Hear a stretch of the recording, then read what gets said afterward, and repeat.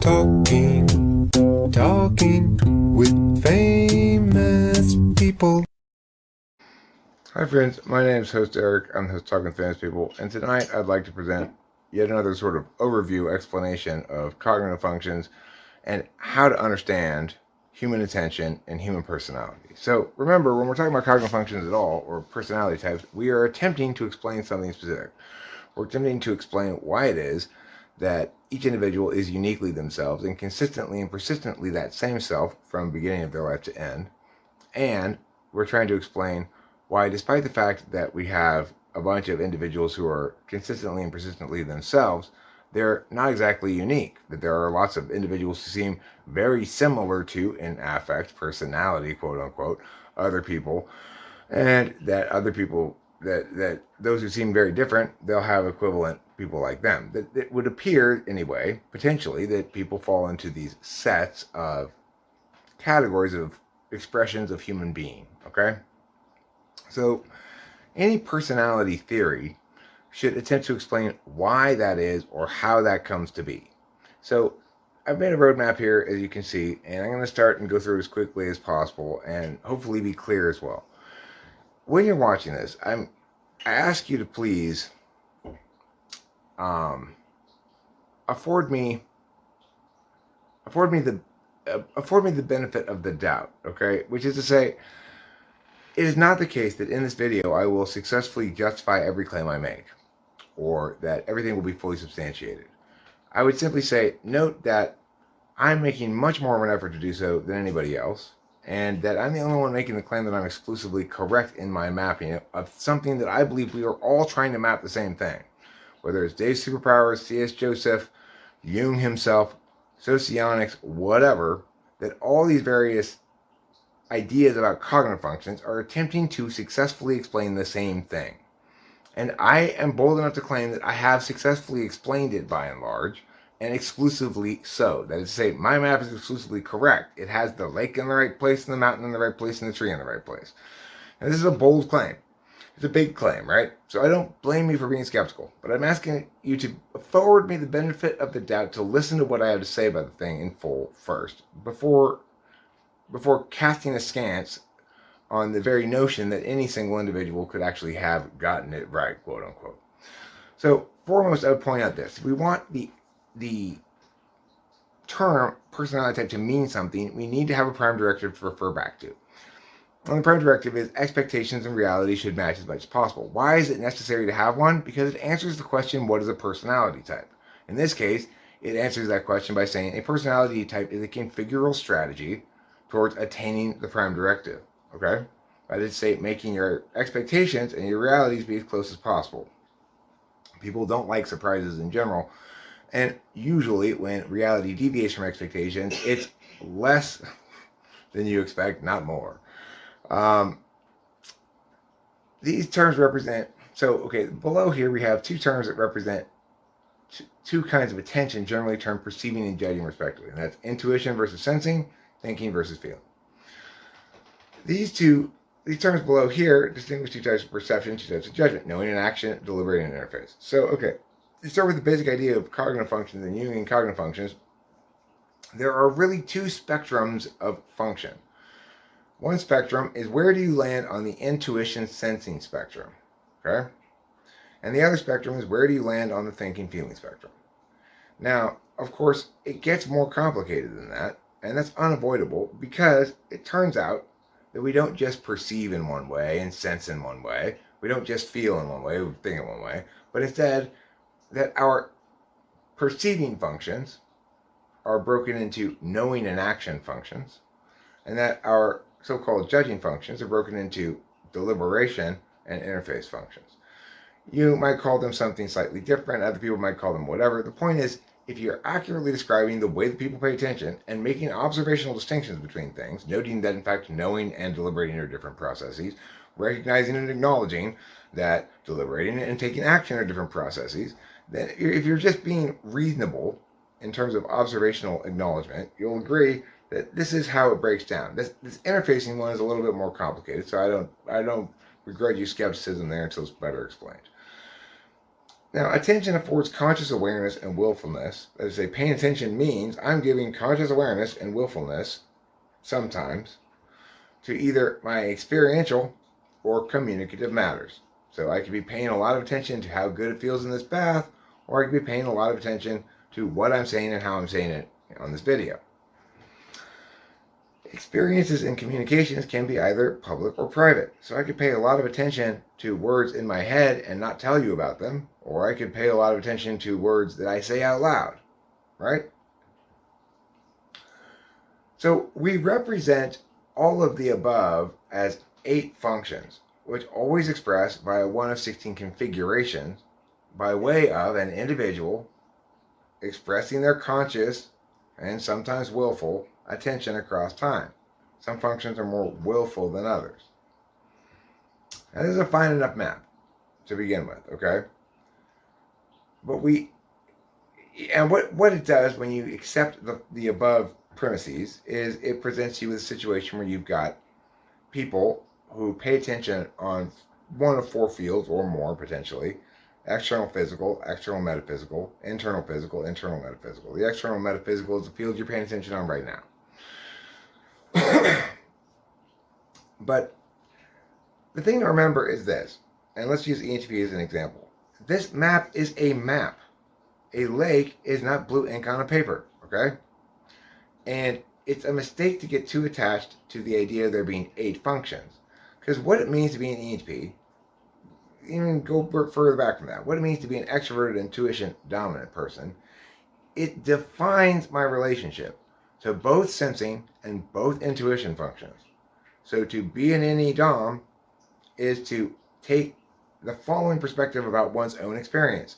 It's there for me to make meaning out of and tell stories about, not for me to enjoy in the moment. And as a matter of fact, I have very little conscious SE of enjoying the process of doing things as I'm doing them. It seems to escape my notice entirely that one might do so. One doesn't enjoy experiences. One has them to make media about or talk about, right? That's from my perspective. That's what it means to be an NE Dom. So the thing to remember then is when we talk about SE 8th, we're just describing NE first from a different angle. This is a critical point that people don't get. And it's further the case that being an NE Dom defines my tool function in terms of limiting it to a deliberation function. So you could say that as when we talk about an NE Dom, we necessarily mean it's someone with a deliberation function second, right? That too is a necessary part of what NE first slot means. And I have a soup and chicken analogy here that will give you a corollary that's very concrete. Now, this is not an explanation as to why the above is true, okay? It's just an example of how this can be true. This sort of relationship can be true, okay? It is a corollary in the physical world. And it's as follows. If you imagine people are either broth eaters or teriyaki chicken eaters, and they're either soup users or fork users, well, it may turn out that your broth eaters can either use a spoon, or some of them just take bread and sop up all the broth and get it like that. But it will not turn out to be that any of the broth eaters, are equipped with a fork, because you can't eat broth with a fork. And so if you really are a broth eater, it makes no sense for you to come equipped with a fork, so to speak, right? You would have to have either the mop it up technique, the tip and drink technique, the spoon technique, something that goes along with broth, okay? The same thing is true with cognitive functions. To pay attention in the way that I'm doing, which is to say to extrovertedly intuit here out loud with you, means I have to have parsed this out logically and made sure that this withstands everybody's scrutiny, that it both makes sense logically, that it makes sense communicatively, that I'm expressing things that people can understand. That's the TIFE elements, right? And that it makes sense publicly. So being an NE Dom then means it matters to me on the public sphere how my words are, how you receive them, what people say back, okay? And that's going to bring me next to this Taylor's revelatory question. So in an earlier live stream, I was telling a story about how one of my earliest childhood memories is me trying to sing a song, Christmas song, And my friend Chad trying to then sing a Christmas song concurrently, trying to sing louder than me. And then me trying to sing louder than him, and him trying to sing louder than me, and me finally picking up a rock that we had in the back of the VW bus and hitting him over the head with it.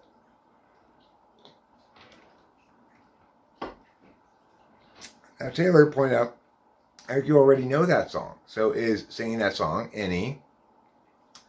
And the answer is, being an any dom expresses in multiple ways.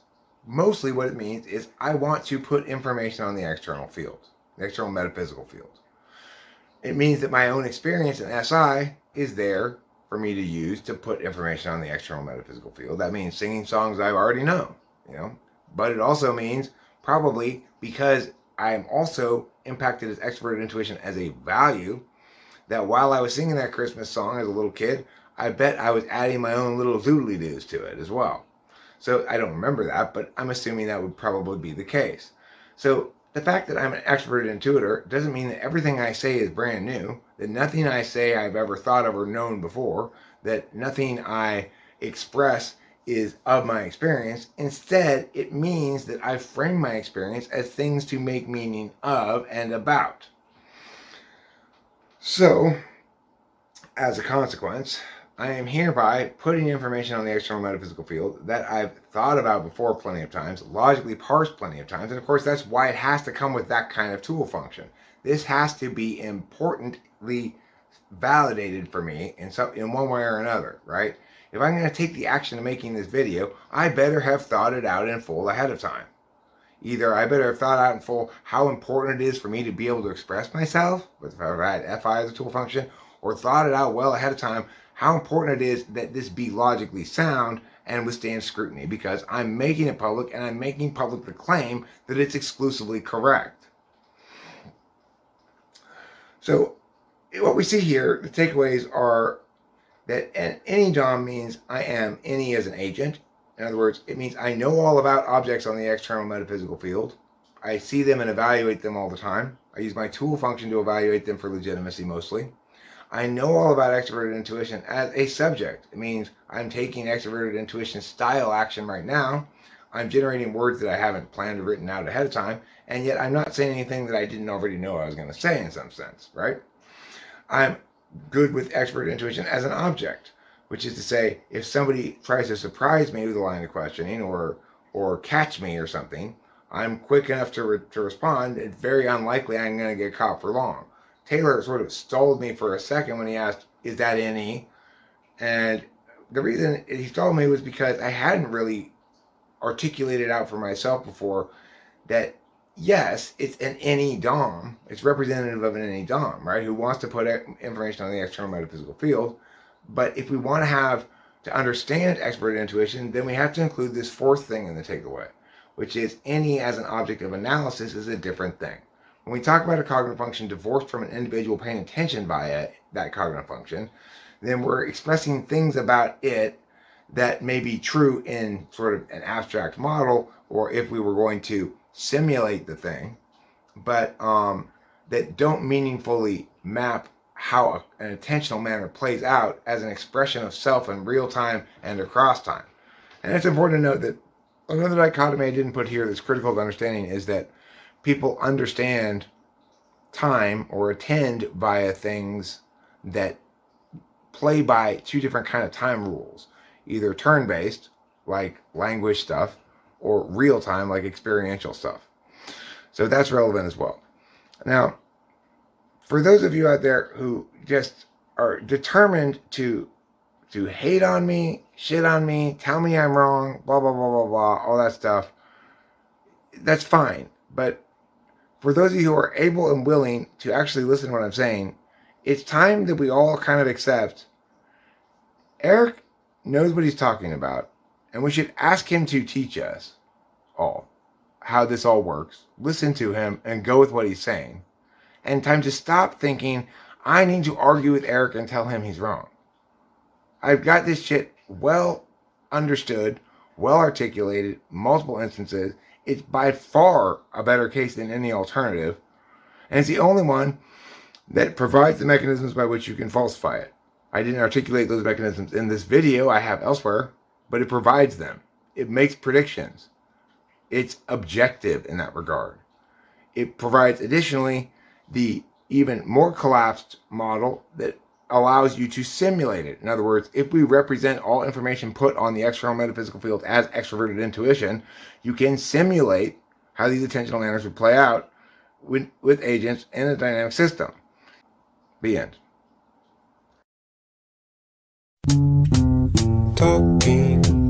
Talking with famous people.